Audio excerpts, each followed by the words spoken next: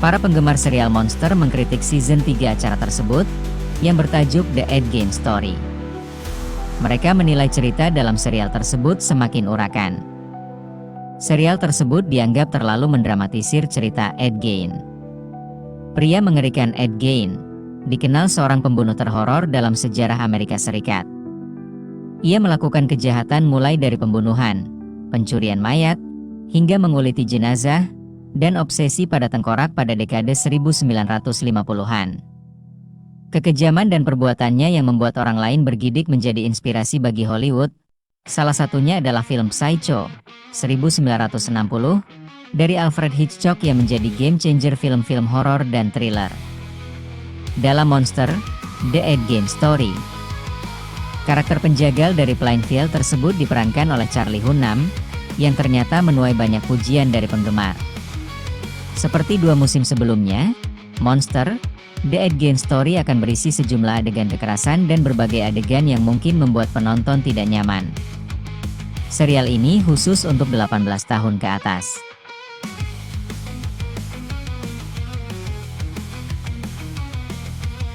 Serial Monster, The Ed Gein Story mengikuti kisah hidup Ed Gein, seorang penyendiri yang tinggal bersama ibunya di peternakan tua daerah Wisconsin, Amerika Serikat. Obsesinya terhadap sosok ibu hingga penyakit mental yang diidap, membuatnya bertindak horor dengan melakukan pembunuhan, membongkar makam untuk memutilasi mayat, hingga mengoleksi kulit dan bagian tubuh dari orang yang sudah mati. Serial Monster, The Ed Gein Story bukan hanya menggambarkan kehidupan kelam Ed Gein, tapi juga menambah bumbu drama dalam setiap episodenya. Ed Gein adalah sosok penyendiri yang tidak memiliki teman. Di tengah kesendiriannya, ia berusaha menjalin komunikasi intens dengan Adeline, perempuan yang selama ini memikat hatinya. Namun, karena hubungan asmara mereka terjadi tidak begitu intens, membuka ruang Ed Gein untuk melirik perempuan lain. Dan matanya terpaku pada Bernice yang merupakan seorang pemilik toko. Bernice lebih bersifat terbuka dan malah menyukai keunikan Ed, hingga orientasi seksualnya yang aneh. Suatu hari, saat Ed bersama Bernice, bayangan sang ibu kembali mendominasi pikirannya. Dalam kekacauan mentalnya, ia membunuh Bernice, membuatnya menjadi korban berikutnya dalam daftar horor Gein. Kejahatan inilah yang menyeret pihak berwenang ke rumahnya. Putra Bernice adalah wakil serif setempat.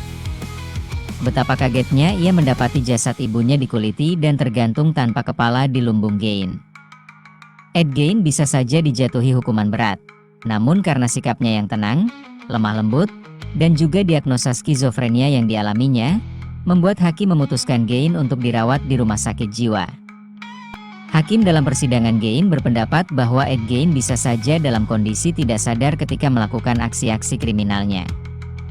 Di rumah sakit jiwa itu, Ed Gein menghabiskan hidup yang tenang, meskipun cukup sering pikirannya menyimpan fantasi-fantasi tertentu.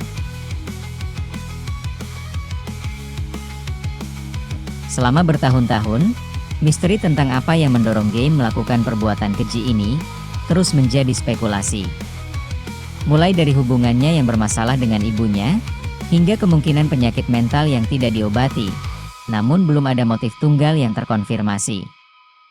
Serial tersebut memperkenalkan sebuah teori baru yang mengejutkan. Gein diduga terpengaruh oleh sosok Ilse Koch, seorang penjahat perang Nazi yang terkenal brutal. Koch, istri dari Karl Otto Koch, komandan kamp konsentrasi Buchenwald tempat setidaknya 56.000 tahanan tewas selama Perang Dunia Kedua, dikenal dengan julukan mengerikan seperti penyihir Buchenwald, Witch of Buchenwald, dan janda tukang jagal, Butcher Widow. Teori ini mengklaim bahwa Gein, setelah membaca buku komik tentang Jalan Buchenwald yang dibawa oleh pacarnya, Adelina Watkins, menjadi terobsesi dan mulai meniru dugaan kejahatan Koch, terutama dalam membuat benda-benda dari kulit manusia setelah kematian ibunya. Namun, apakah benar Gein benar-benar mengetahui Ilse Koch dan apakah dia memengaruhi kejahatannya? Ilse Koch bergabung dengan Partai Nazi pada tahun 1932 dan merupakan penganut setia ideologi Adolf Hitler. Ia dan suaminya tinggal di villa mewah di lokasi Buchenwald, Tempat Coach menumbuhkan citra aristokrat dan bahkan bersikeras, agar para pelayannya memanggilnya wanita yang anggun. Ia, seperti dilansir laman history.com, menjadi sosok yang begitu ditakuti dan kuat, sehingga ia dikenal sebagai Kommandeuse.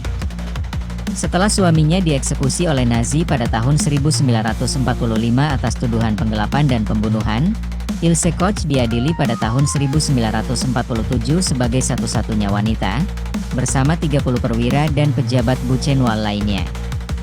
Persidangan pasca perang ini menjadikannya sensasi media yang memilukan. Ia digambarkan sebagai nimfomaniak sadis, yang mengumpulkan benda-benda dari kulit Yahudi yang dibunuh.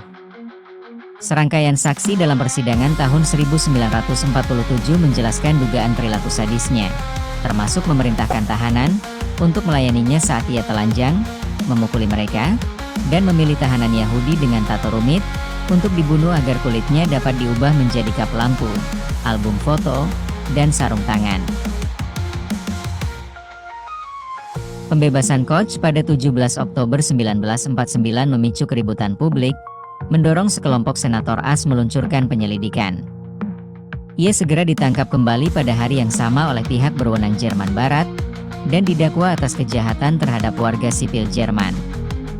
Persidangan kedua ini berlangsung selama 7 minggu dan menampilkan kesaksian dari 250 saksi, termasuk 50 yang berbicara untuk membelanya. Tuduhan mengerikan tentang pelecehan seksual terhadap tahanan, dan kepemilikan benda dari kulit manusia akhirnya dikesampingkan sebagai desas-desus.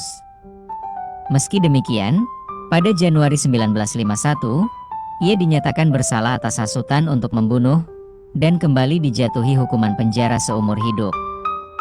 Terlepas dari apakah tuduhan kap lampu dari kulit manusia terbukti, nama Koch sudah terlanjur identik dengan kekejaman. Kesamaan antara dugaan tindakannya dan kejahatan Ed Gein, yang juga membuat benda-benda seperti kursi dan mangkuk sup dari kulit korbannya, menjelaskan mengapa teori inspirasi ini dieksplorasi dalam serial Netflix.